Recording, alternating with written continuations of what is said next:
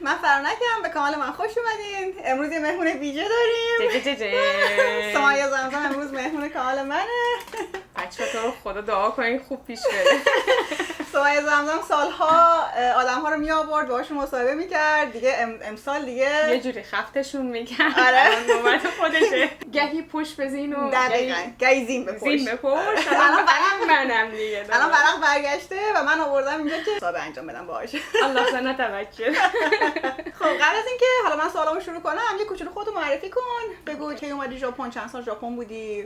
خودت یکم بگو. من سمیه زمزمم، 42 سال سن دارم. بعد مامانم 2 تا دختر دارم و در حال حاضر 7 سال گذشته از اومدم به ژاپن، ولی 6 سال زندگی مستمر در ژاپن و 1 سال رفتیم به ایران به مدت 1 سال. تجربیات مختلف دیگه در این زمینه کسب کردیم که قرار فرانک چیز کنه، تحتاشو در بیاره. خب فکر می‌کنم که الان مهمترین سوالی که مخصوصا فالوورای تو و فالوورای من دوست دارم بدونن اینه که چی شد که تو بعد از مثلا 6 سال زندگی برگشتی ایران و 1 سال ایران زندگی کردی؟ یکی از مهمترین چیزاش دلتنگیه. یعنی قسمت خیلی مهمی که برای تو پیش میاد، حداقل برای من یه نفر که و بچه‌ها، و احساس کردم که خیلی جاش خالیه و من به یه جایی رسیدم دیدم که مثلا بچه‌ها دیگه نسبت به آن چیزی که حالا مثلا ما توی ایران داریم، مثلا من خیلی بچه‌های خودم دخترها رو با بچگی خودم مقایسه می‌کردم. مثلا میگفتم که خب ما خیلی مهمونی میرفتیم، خیلی فک فامیل داشتیم و چیزی داشتیم که آغوش خیلی کم بود. مثلا من یه تایمی دیدم که اصلا اینا بعدشون میاد من اینا رو بغل می‌کنم. بعد یهویی به خودم اومدم گفتم که واو، و خودم هم خب بماند که توی این 6 سالی که ژاپن بودیم ما خب یه شهری هستیم که به نام اوتسونومییا خیلی هم ولکام نیست حالا نسبت به توکیو یا شهرهای بزرگ، و یهویی خودم هم احساس کردم که خیلی داره به همون فشار میاد بابت کمبود این روابط. ترجیح بر این شد که در یک حرکت آژان کشی برگردیم ژاپن. در یک حرکت خیلی سریع، یعنی ما که دوستاش بودیم خیلی نمیدونستیم. من دیدم که سمیه برگشت ایران. آره. من بعد از اینکه اومدم ژاپن خیلی بیش از اندازه خب تو فضای سوشال بودم به خاطر همین نبودن روابط انسانی. حالا دوره کرونا بود که خیلی بیشتر شد. من آدم اینترنتی نبودم، یعنی اصلا کلا از اینترنت و از فضای چیزی که مثلا حالا یکی قرار اونور یه جواب بده اصلا دنبالش نبودم. که بعد که اومدم ژاپن به خاطر اینکه همه چی مثلا بچه‌ها بزرگ شده بودن، داشتم میرم مهد کودک مدرسه و من مونده بودم و حوض تنهایی، پناه آوردم به اینستاگرام. کلا اصلا اینترنت واسه خیلی‌ها اتفاق واسهشون افتاده دیگه، اینی که چون روابط انسانی داره هی کمتر میشه، آدما برای پر کردن جای خالیش به فضای مجازی و گوشی و اینا رو میارن دیگه.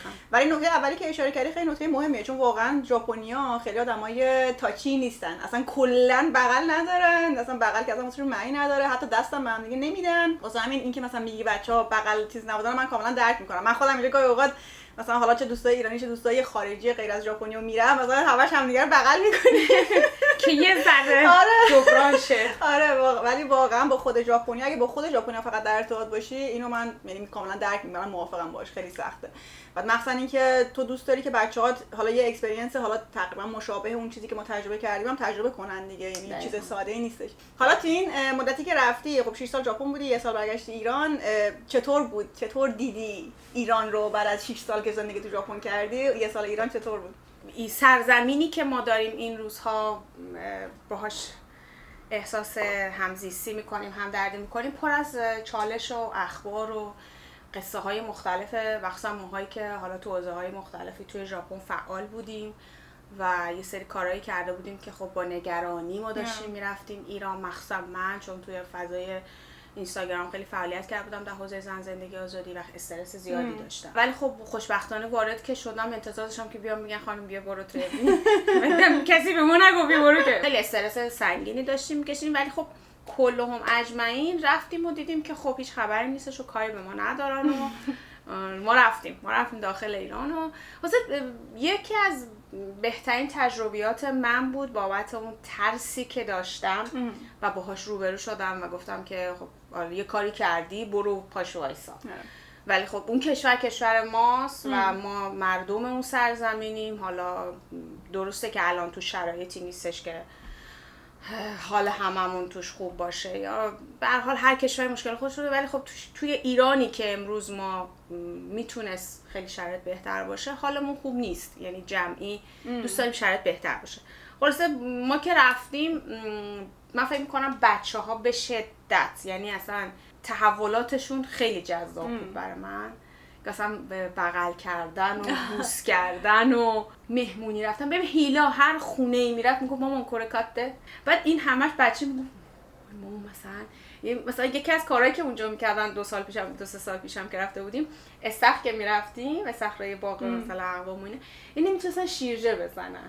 خب توی ژاپن همچین اتفاق نمیفته، اجازه شیرجه نداری تو استخر. بعد ببین انقدر اینا شیرجه میزدن میگفتن بچه دماغت گوشتون، میگفت مامان 6 سال من باید عوضش در بیارم. تجربه جذابی بود چون من دایره دوستان به شدت زیادم تو اینستاگرام تو ایران، با همشون بالاخره یه سری فالوورا دوست صمیمی شدیم، یه سریاشون بلند شدیم رفتیم بیرون اینور و خود خانواده. خب من خیلی دلتنگ بودم، مثلا خودم دوست داشتم که مامانمو بیارم ژاپن، ولی خب شرایط جور نشد، مثلا اقواممو بیارم اینجا اونو با هم بریم بگردیم، ولی خب شرایطش پیش نیومده و این یه سال فرصتی شد که یه دل سیر. آره قشنگ دل سیر، قشنگ دلتنگی‌ها رو کامل دیگه بغلا رو کردی. نمیدونم بچه‌ها استوری من دیدن، حالا بچه‌ای که من میشناسن، ببین یه دفعه من رفتم سمت قلهک بود اطلس، بعد یکی همون بالا که من داشتم فیلم می‌گرفتم برگشت گفتش که چقدر دوست داری ایران بمونی چقدر ژاپن. من همون موقع پایین اون استوری نوشتم که دوست داشتم شرایطم آره 6 ماه ایران 6 ماه ژاپن. یادم اونه اتفاقا. و واقعا همچی حسی دارم چون ژاپن رو دوست دارم بچه‌ها، چون ژاپن کشوریه که توش میشه خیلی کارا و خیلی فضاهای بین‌المللی رو پیدا کرد و تو خیلی پویایی، به خاطر اینکه یه کاری رو داره می‌کنی. مثلا من در حوزه فرهنگی کارایی داشتم می‌کردم که خیلی جذاب بود، خیلی جدید بود، خیلی‌ها مثلا دوست داشتنش و اطلاعاتی که داشتیم رد و بدل می‌کردم. مثلا لایو کار منو فرانک خیلی بازخورد خوبی داشت چون برای خیلی جذابه که زندگی در یه کشور صنعتی مثل ژاپن که انقدر همه جا به هر حال خیلی از خیلی جهت‌ها جلوه، از یه جهت‌هایی هم پایینه، خب شنیدنش از زبان فارسی زبان‌ها خیلی جذابه، حتی دوستان افغان. من یه پاز بدم، ما اتفاقا الان که من فهمیدم تو توی مارگام سمنم تجربه داری، بعد یه ویدیو کار جدید بگیری راجع به کار در آشپزخانه‌های ژاپن. آره. خلاصه که ایران از نظر من با تمام اون اخبارایی که داشت، با تمام اون سختی‌ها که مثلا ما رفتیم فکر کنم 2 هفته بعدش ما رفتیم تبریز و شروع شده بود موشک پرانی بین ایران و اسرائیل، بعد خیلی نگران بودم. من کاملا درک میکنم چون واقعا بچه‌ها توی غربت اخبار انگار که مثلا نمیدونم 10 برابر میشه، 20 برابر میشه، یه حجم سنگینی به ما داره وارد میشه توی جایی که هموطنت کنارت نیست، مثلا بقیه دارن زندگی عادیشونو میکنن و تو پر از استرسی که داره تو کشورت چه اتفاقی برای خانواده‌ات، اقوام، دوستانت. و واقعا اون حجم از استرسی که من توی ایران تبریز که بودم خونه دوستم بودم، ما اون شب لایو رفتیم که بابا بیاین. اصلا دوست من اینجوری پنجره رو باز کرده بود میگفت دستم میخوام نگردم گوشک رو بگیرم. یعنی اینقدر طنز بود. مثلا ما شبش رفتیم بیرون، ملت همه مثلا الگلی رفته بودیم، بعد فکر کن همه که مثلا کنار خیابون یکی قلیونش رو میکشه، اون جوجهش رو میزد، اون مشروبش رو میخواد، اصلا هیچ کس توی وادی چیز نبود. این داستانی که اونایی که بیرون از ایرانن دارن میگیرنش. چون یه واقعیتی که هستش اینه که ما بیرونیم، ما که اون تو نیستیم. که مثلا من قشنگ یادمه که توی همون دوران جنگ که اینترنت قطع شده بود، ما اینجا داشتیم خودمون رو میکشتیم با تلفن، با خط مثلا گوشی سعی می‌کردیم زنگ بزنیم ایران، بعد زنگ می‌زنیم، بعد اونجا مثلا مامانم اینجوری بود که آره نه خوبیم، داریم قیمه می‌خوریم و یعنی اصلا انقدر اینو ریلکس، یعنی فقط ما داشتیم اینجا هرس می‌خوردیم. ولی از طرف دیگه من حتی اونایی که تو منطقه‌ای که حالا مامان من شماله، ولی حتی اونایی که تو منطقه‌ای مثلا حالا زیر موشک مثلا تهران و اینجاها بودن، چون واقعیت اینه که تو اگه بخوای مثلا خیلی از این حدی بیشترم دیگه از نظر روانی تو اصلا نمیتونی استرس رو تحمل کنی. یعنی به نظر من تو واقعا بهتره که بری قلیون تو آتیش کنی و بشینی قلیون بکشی، چون چیکار می‌خوای بکنی؟ یعنی کار دیگه، چون راه فرار اونقدر که نداره. واسه همین اتفاقا به نظرم خیلی خوبه که از این طریق مردم سعی می‌کردن که با این حالا اتفاق مواجه با اون استرس مواجه بشن، به نظرم خیلی نکته مثبت. این شوخ طبعی ایرانی ها که بعضی جا زیادیه اینجا به نظرم واقعا تونست کمک کنه تو زمان بمباران و اینا. حالا شاید برای بچه‌هاش اونم یه سری شنیده باشن میگفتن که دارن میان روی ملت ما کار کنن، کشف کنن که اینا چه موجوداتی هستن. تایم جنگ تو ایران تخم آفتابگردون کم شده. چرا؟ چون ملت تخمه میخرن میرن بالا پشت اون ببینن که موشک کدوموری میره و همچین جوکایی ساخته بودن و نمیتونم بگم استرس نداشتیم، چرا داشتیم، ولی خب میگم ته دلش اینجوری راضی بودی که الان مامانم کنارمه، خواهرم اینجاست و هر اتفاقی بیفته چه من زنده بمونم چه من برم با همین. میدونی اینش شاید تسکین دهنده بود. صبح همه با هم میبودیم دیگه خونه مامانم اینا، بعد مامانم و بابام بحثشون شد. بعد پسر داداش امیرعلی اینجا بلند شد، بابا خدایا ما رو از چی میترسونی داداش؟ ما خود جنگیم. تو الان ما رو از اسرائیل نمیتونی بترسونی داداش. این داستانی که تو همه خانواده ها هست. و موضوع اینه که الان در حال حاضر به نظر من جنگ اصلی جنگ بین همسر هاست. یعنی اگر بخوایم نگاهش بکنیم همیشه میگم الان اینجا آرومه خب، ولی مثلا خانواده‌هایی داریم که توش اصلا وحشتناک از این جهت و نمیتونی اصلا منکرش بشی که آرامش درون خانواده چقدر موثره که تو بتونی هندل کنی. زندگی اجتماعیت رو مدیریت بکنی و بری جلو. تا یه حدش که البته دعوا میکنن همه آدما، یعنی کلا زن و شوهر که دعوا نکنن به نظر من خیلی نرمال شاید نباشه، ولی خب از یه حدی بیشتر بشه که آرامشت به هم بخوره، مثلا تو خونه امنیت نکنی و اینا، اون وقت دیگه اوکی نیستش. دقیقاً چقدر سخته که تو خونت حس کنی که مهمونی و غریبه‌ای. و این موضوع الان توی ایران هم زیاد شد، تو ژاپن هم هست به نظر من. تو ژاپن که اصلا خیلی میدونین که یکی از دیگه ژاپن داره اینه که زن و شوهر که ازدواج میکنن کلا تختاشون اصلا جداست، از دو طرف واسهشون قابل قبوله، پذیرفته است که اوکی ما ازدواج میکنیم، حالا اگه خواستیم بچه دار شیم که خب بچه دار میشیم، ولی به غیر از این که بعضی که بچه دار شدن کلا دیگه تختاشون جداست. هر کی اتاق خواب خود اصلا معمولا مامانه با بچه‌ها یه جا میخوابن و شوهر یه ور دیگه میخوابه. مثلا دنبال این نیستن که بچه رو از خودشون جدا کنن. نه دیگه مامانه اصلا با بچه کلا هستن و چون خونه‌هام کوچیکه دیگه معمولا دو خوابه است دیگه، نه خیلی مثلا چیز باشه واسه همین یه همچین واسهشون میفته، یعنی عملاً تو خونه دارن سپریتلی زندگی میکنن. یه سری از این مشاورای خانواده میگن نباید تخت زن و شوهر جدا باشه، ولی واقعیت اینه که گاهی اوقات برای من میفهمین کلامه، برای من این نبایدها و بایدها اصلا خیلی بی‌معنیه. چرا؟ چون که ما ببخشید 8 میلیارد 9 میلیارد جمعیتیم با تنوع رفتاری زیستن و اصلا نمیتونی به همه یه شکل بدی. و مثلا یکی از دلایلی که من خودم در حوزه آموزش مخالفم و میگم که آموزش ماها تربیت شده اون سیستم آموزشی هستیم که اومدیم بیرون و الان چقدر تروما داریم، چقدر مشکلات فردی و شخصی و اجتماعی داریم و الان به اینجا رسیدن که آقا جان آموزشی که داره به یک سانسازی به یک شکل نگاه کردن شما رو تشویق میکنه آموزش نیست، در جهت تخریب خلاقیت احساسات تو و اصلا تو رو رشد نمیده که هیچ پس رفتم میکنی. این از این که این دقیقاً مشکل اصلی ژاپن، یعنی اگه یه نفر هم بپرسه که فرق اصلی ایران و ژاپن چیه، دقیقاً من به همین اشاره میکنم، اینه که کلاً اینجا ژاپن مثل یه کارخونه است که آدما رو مثل یه محصول تولید میکنن توش و همه انگار کپی پیست شده همدیگن و جامعه انتظار داره که آدم‌ها کپی پیست شده همدیگه باشن. یعنی مثلا تو اگه کپی پیست نباشی از نظر جامعه ژاپن بده، تو آدم در واقع یه جوری می‌نازنت بیرون، از خیلی جا راد نمیدن، خیلی جا نمیتونی شرکت کنی، خیلی از حتی سر کار خیلی جا نمیتونی بری اگه توی اون سیستم نباشی یا نباشی. و این یه مشکل به نظرم خیلی خیلی خیلی بزرگه تو ژاپن که شامل ما نمیشه چون ما خارجی هستیم اومدیم تو ژاپن، ولی واسه خودشون این مشکل خیلی جدیه. فکر می‌کنم تو ایران یه جوری برعکسشه دیگه، یعنی تو ایران هر کس یه ور، حالا ما مدرسه میریم ولی خب واقعیت اینه که خیلی ملت پخش و پلام هستن دیگه. حالا اصلا مدرسه های ایران که حالا من بچه‌ها رو مدرسه دولتی فرستادم، خیلی جالب بود که نصف بیشترش آنلاین بود، کلا یه عالمش تعطیل بود، هوا آلوده است، نمیدونم اینجوریه اونجوریه. خب از این جهاتا خب آواهیلا مثلا صبح بلند شدن برنامه شادشون رو نگاه می‌کردن، آخ جون تعطیل. من گفتم بابا من نمی‌دونم شما قصد تعطیل خوشحال میشید.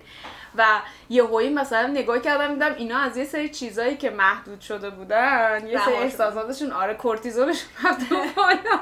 آره دیگه دیگه. یعنی به نظرم واقعا نیازه که یه بالانس، یعنی مثلا ما همیشه میگم اگه ژاپن و ایران رو با هم دیگه مثلا قاطیش کنن، هم بزنن، یه چیز معتدلی در میاد. چون به نظرم نه اون بر اوکیه که انقدر بچه‌ها نه مدرسه، چون به هر حال یه نظمی نیازه دیگه. آره. یعنی من با محتوای مدرسه مخالفم، چیزایی که تو کله بچه میکنن خیلی وقتا چرت و پرته، چه تو ایران چه اینجا. ولی به نظرم آدم‌ها یک نظمی به نظرم خوبه که تو اون سن داشته باشن. حالا اون یه قسمتشه، این که حالا اون نظم در راستای چه موضوعی باشه خیلی مهمه. آره. که مثلا تو فقط بخوای بگی که فقط نظم داشته باشه. مثلا در اون موضوع تمیز کردن مدرسه، خب ما تازه مثلا متوجه شده بودیم که حتی بچه‌هایی که خب هستن بچه‌هایی که بعدشون میاد مثلا تو حالت کار سوجی یا تمیز کردن حالا دستشویی، اصلا کلا تمیز کردن بعدشون میاد. از نظر روانی یه جور آدمایی هستن که مثلا من خودم هم جزو همونا هستم بعضی وقتا و نسبت بهش باگی دارن. بچه‌های من شروع کردن داشتن صحبت می‌کردن که مثلا آره مامان تو مدرسه هستن کسایی که بعدشون میاد، اولش مثلا میگن که خب اوکی شما نمیتونید، کسای دیگه اگه نباشه کس دیگه باید این کارو بکنید، یعنی هیچ چیزی نداره. اتفاقا به نکته خیلی خوب اشاره کردی، چون دیشب داشتی تو حرفات من میگفتی کلا یه سری از این چیزایی که اتفاقات تو مدرسه میافتاد واسه بچه‌ها، فشارها، بولیا، مثلا چیزایی که ناراحتشون می‌کرد و این حرفا رو تو بعد از اینکه رفتی ایران و یه چند ماه ایران بودی، انگار بچه‌ها یکم ریلکس شدن از این محیط فشار ژاپن که خلاص شدن، از این ترسه که دور شدن. تازه بعد از چند ماه شروع کردن به سمیه گفتن که مثلا ما تو مدرسه از این ناراحت بودیم، از اون ناراحت، یعنی تو مدتی که اینجا بودن، سالهایی که اینجا مدرسه میرفتن هیچی نگفته بودن، چون با سیستم ترس و فشار ژاپن داشتن جلو میرفتن. حالا آوا میگفت فوتسو دایو، یعنی معمولیه یا شوقانه، اشکالی نداره، ولی وقتی رفت اونجا رو دید یکم رها شد، از نظر کلا فکر کنم شکل دیگه هم بار روانیش هم براشون خیلی کمتر شد دیگه، از اون فشار جامعه اومدن بیرون که نه مثلا تو میتونی صحبت کنی با خانواده، مثلا میگفت حتی با مامانت چند بار یه سری چیزایی که براشون سخت بود مثلا مام بزرگشون گفته بودن. و به نظرم این توی جنبه ناراحت کننده است، اینه که مثلا انقدر بچه تو تحت فشار باشه که مثلا چند سال بره مدرسه ولی نتونه راجبش صحبت کنه. خب از اون ورم مثلا یه حس مثلا خوبی داره که بالاخره راجبش صحبت کردن و چقدر تو محیط امن خانواده بودن مهمه واسه بچه‌ها که بتونن مثلا اوپن اپ کنن و راجع مشکلاتشون صحبت کنن. یعنی اگر امروز کسی به من بگه که من دارم با بچه میرم مهاجرت میکنم، بهش میگم که ببین اگه میتونی سالی نمیدونم 2-3 ماه برگردی ایران یا اصلا یه شرایطی فراهم کنی که این بچه بتونه این ارتباطاتش رو خیلی عمیق‌تر نگه داره، یا اصلا خونه اولش بهش میگم با بچه مهاجرت نکن، چون واقعا بچه‌ها نیاز به ریشه دارن. من ایران که بودم خب بعضی از تو فالوورها اومدن با هم آشنا شدیم، اونو رفتیم تو خونه‌شون، مادر همسرشون اومد خونه اونا، اینا 6 سال آمریکا زندگی کرده بودن، مثلا 30-40 سال پیش.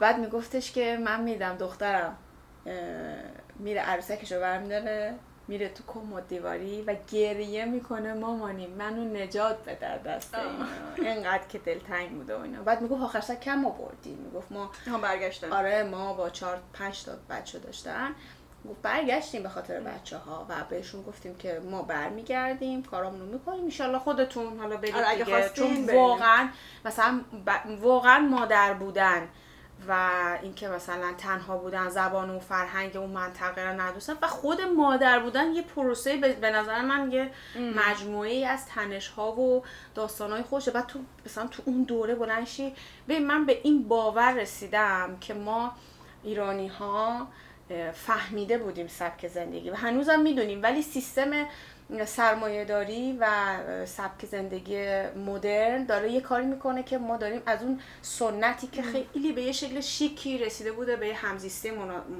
مناسبی، مثل کاروانسرا، خانه‌های کاروانسرایی، بچه‌های توی فضای امنی بازی می‌کردن، وسطش حوضی بوده با هم دیگه خانم‌ها، اصلا این گروهی کار کردنه، این با هم بودنه، این که مثلا خانم مادرش، خواهرش، خالش اینا بودن و کمک می‌کردن. ولی الان سیستم سرمایه‌داری میگه برو توی خونه سیمتری 2 تا بچه هم بزرگ کن، تنهایی، اگر نمیتونی تو برزه نداری و هی داره شماتتت میکنه، در صورتی که اینطوری نیست. واقعیت اینه که مادر شدن و پروسه فرزند پروری از قدیم الایام، همین الان قبایل آفریقایی رو به نگاه کنی میگه که وقتی بچه دار میشه میرن با همدیگه ساپورتیو میشن، چون واقعا حوزه بچه نمیدونم، حالا وقتی میگن مادر افسردگی بعد از زایمان، میگم بزنم سرش، میگم آقا افسردگی بعد از زایمان نیست، اون نباید اصلا تنها باشه. افسردگی که هستش البته، خب میدونم این یه بهانه است که تو هی بهش بگی تنهایی مدیریتش کن، در صورتی که راهکاراش اینه که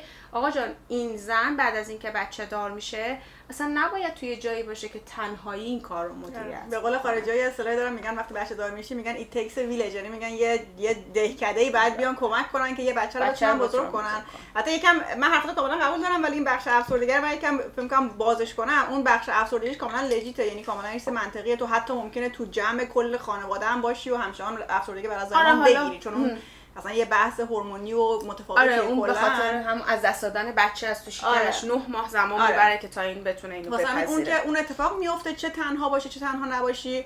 ولی به نظرم نکته که مهمه اینه که یه بخشی که فکر می‌کنم می‌خوای اشاره کنی بهش بیشتر اینه که نباید واقعا مخصوصا والدین، مخصوصا مادرها رو سرزنش کرد بابت اینکه چرا نمیتونن تنهایی بچه رو هندل کنن، چون واقعا قرار نبوده که یک انسان تکی، حالا گاهی اوقات هم پدر فرق نمی‌کنه، یه انسان تکی یه بچه رو بزرگ کنه، یعنی قرار بوده که یک جمع امنی باشن و با هم دیگه کمک کنن که این بچه رو بتونن با هم دیگه بزرگش کنن و این حرف. و خب وقتی میای تو خارج و بچه دار میشی اصلا واقعا کار خیلی سخته. یعنی اینجا گاهی اوقات ما مریض که میشیم، حالا باز مثلا خب من 2 نفریم، همسرم هستش، تو مثلا بچه‌هات هستن، تنها نیستی، ولی مثلا با اینکه هستن مثلا یکی هست، وقتی مریض میشی اینجوری مثلا مامانم کو، مثلا ببین خانواده کو فلان. مثلا من همیشه اون موقعی که مریض شدم به این فکر میکنم که فکر کنم مثلا الان بچه داشتی، فکر کنم الان بچه داشتی و مریض بودی، چی کار می‌خواستی بکنی تو این کشور مثلا غریب و کسی نیست و این حرفا، یعنی واقعا چیز کمی نیستش.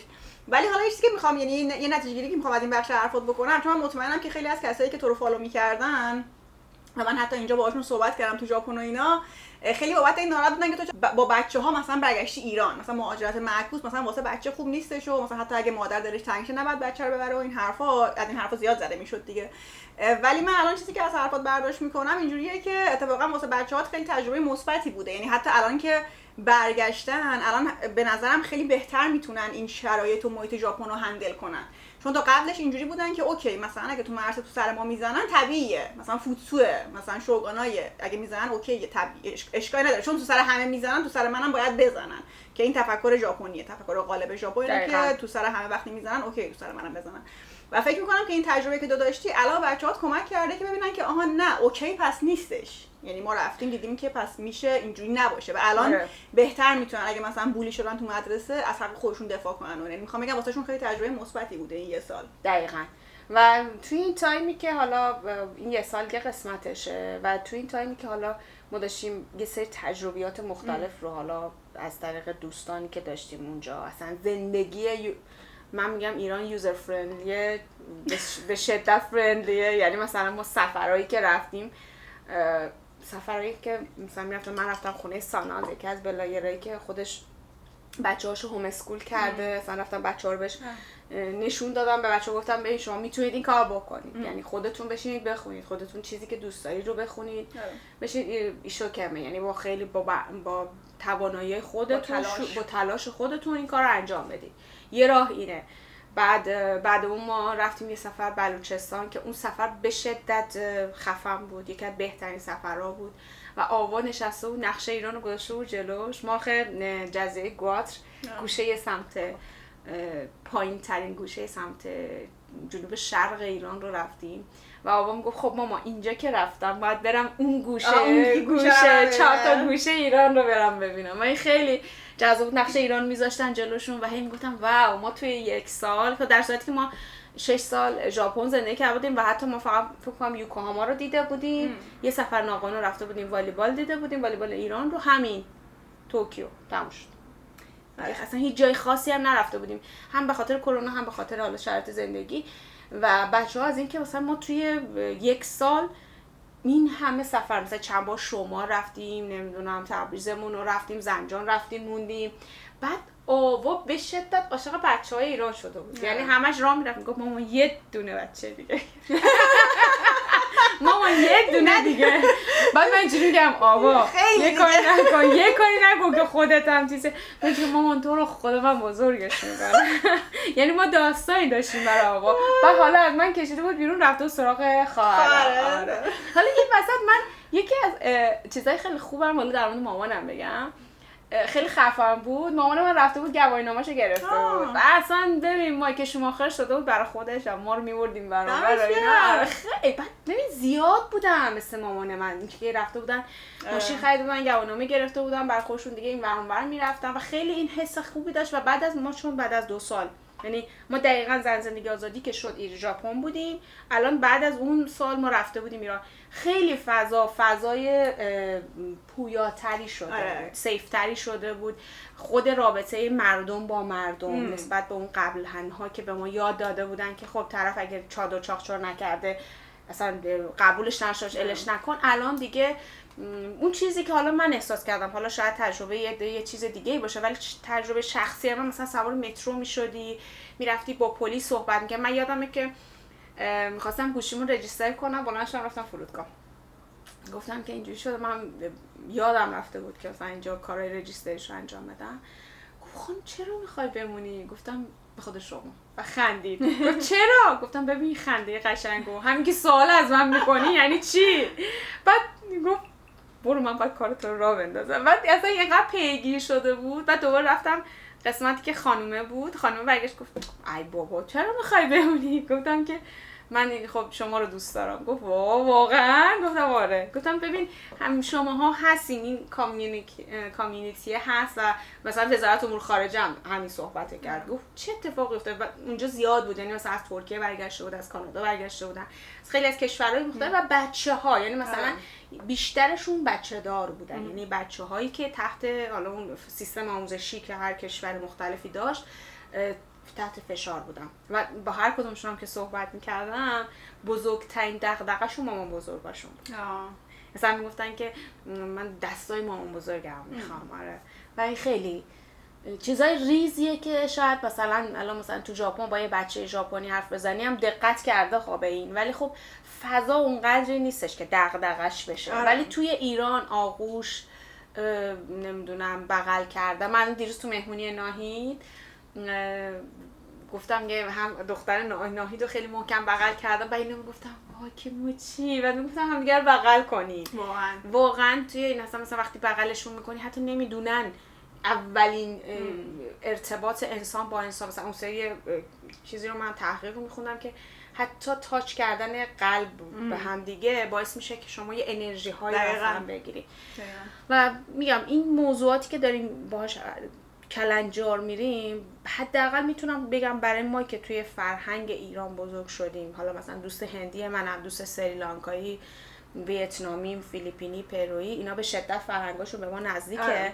و وقتی که مثلا اینجا میان میگن که اونطوری کوکوروگایی تایو نیهون سیکاتسو میگم به خاطر اینکه زندگی ژاپن داره اصلا قلبمون درد میگیره چرا اینا دیگه بغل نمیکنن چرا ماچ ندارن چرا فلان اینا اینطوری بار اومدن و فکر میکنم که پشتش یه داستانی هست که داره این ماشینی شدن همش خیلی ماشین شدن دیگه آره در کل که من حالا یه جنبندی هم بکنم دیگه آخر ویدیو در کل به نظرم خوبه که آدم تک بعدی نباشه یعنی هر کشوری هیچ کشوری نیستش که بگی 100% اینجا بهشته ایران هم مشکلات خودش رو داره ژاپن هم مشکلات خودش رو داره و به نظرم خوبه که آدم با ذهن باز به کلا جایی که زندگی میکنه نظر داشته باشه یعنی اینجوری نباشه بگی نه مثلا ژاپن پرفکته مثلا چرا رفتی ایران یا مثلا حرفایی که مثلا به سومه زدن جاج کنن که آقا چرا برگشتی و این حرفا به نظرم هر کشوری خوبی خودشو داره چون مثلا خود منی که خیلی دوست ندارم برم ایران نمیتونم انکار کنم که واقعا اون مثلا سفری که رفتم ایران واقعا خوش گذشت خانواده هستن دوستام هستن امن خیابونا رو میشناسی سالاتون خیابونا راه رفتی یعنی این چیزا رو آدم نمیتونه انکار کنه یعنی باز هم هر کشوری خوبی خوشو داره به نظرم یکم چیزی که فقط من میخوام که بدونین یعنی ته ذهنتون داشته باشه اینه که ذهنتون رو باز نگه دارین نسبت به اینکه هر کشوری ممکنه خوبی و بدی خودشو داشته باشه خیلی هیچ جا مدینه فاضله نیستش و اینکه حالا فرنک اینو میگه امروز دوباره صبح من بلند شدم داشتم اینستاگرام چرا رفتین کی برمیگردین واقعا بچه‌ها خیلی عجیبه من نمیدونم حالا خودتون تو زندگی شخصی چه جوریه داستانتون ولی من اصلا دیگه به این باور رسیدم که زندگی ها خیلی خیلی یهوییه، یعنی اصلا شما اصلا نمیتونید اون اتفاقاتی که میفته، اون شرایطی که برای شما پیش میاد اصلا نمیتونی پیش بینی بکنی و یهویی تصمیمایی میگیری که الان وقتی بهشون میگم نمیدونم، برنامه خاصی ندارم، از تعجب میکنن. واقعا نداریم، واقعا الان فقط فعلا داریم زندگی میکنیم تا یه سری موضوعات برای خودمون و زندگی خانوادگی اوکی بشه. داستان اینستاگرام مثلا چرا اینستاگرام شد این بود که من یه مدتی که ژاپن زندگی کردم دیدم چقدر روزای سختی رو گذروندم بابت یه سری چیزایی که خیلی ساده بود و اصلا هیچ جا در موردش صحبت نشده بود، در حوزه یه زن ایرانی در ژاپن یا مثلا مادر ایرانی در ژاپن و چیزهایی که خیلی روتینه، یعنی که مثلا شاید دونستنش ته ذهن یه آدمی که میخواد بیاد مسیر رو براش هموار بکنه. من تصمیمم بیشتر این بود که بیام آن چیزی که خودم دارم لمس میکنم رو بذارم توی صفم، شاید مسیر یک نفر هموارتر بشه. صرفا این بود و بعدش هم حالا مثلا بازخوردایی که هم تو ایران داشتم، این سری که رفته بودم به شدت جذاب بود، به شدت دلچسب بود. بچهای فنوج اومدن توی پیج ما دارن زبان ژاپنی یاد میگیرن از آوا و هیلا. خود من دارم مثلا به سری زبانی در سطح مبتدی یاد میدم. الان یه گروه دیگه اومدن وارد شدن، امروز کلاس دارم باشون. خود ژاپن یه سری برنامه داره برای اینکه بچه‌ها برن یه جاهایی رو کشف کنن. حالا که برای ایران نیست، هر کدوم ما هر جایی هستیم این فضا رو فراهم بکنیم، تلاش خودمون رو بکنیم که رشد جمعی داشته باشیم. به نظرم خوبه که واقعا کسایی که تو زمینه آگاهی بخشی کار میکنن واقعا خیلی ارزشمنده کار شما، مثل سمیه و اینا. من خودم وقتی اومدم خیلی از پیجش چیز یاد گرفتم، واقعا خیلی واسم خیلی مثلا الهام بخش بود که کلا اینستاگرام بزنم و یوتیوب بزنم و اینا. واقعا یکی از چیزای الهام خود سمیه بوده. آره مرسی که امروز اومدی با ما صحبت کردی. مرسی از هر سوالی کامنتی چیزی دارین چه از من چه از سمیه توی کامنت ها برامون بنویسین و اگه دوست داشتین من میتونم دوباره سمیه رو بیارم و راجع به موضوعات مختلف، راجع به کار، راجع به مادری در ژاپن این چیزا با هم دیگه یکم بیشتر صحبت کنیم. مرسی از همگی، مرسی از فرامرز. مرسی از شما که همراهش باشید. فکر میکنم که به این نکته‌های اشاره میکنه که از زاویه دید خودش خیلی جذابه دیدنش. لطف داری واقعا. مرسی که با ما همراه بودین. تو ویدیوهای بعدی میبینمتون. بای بای.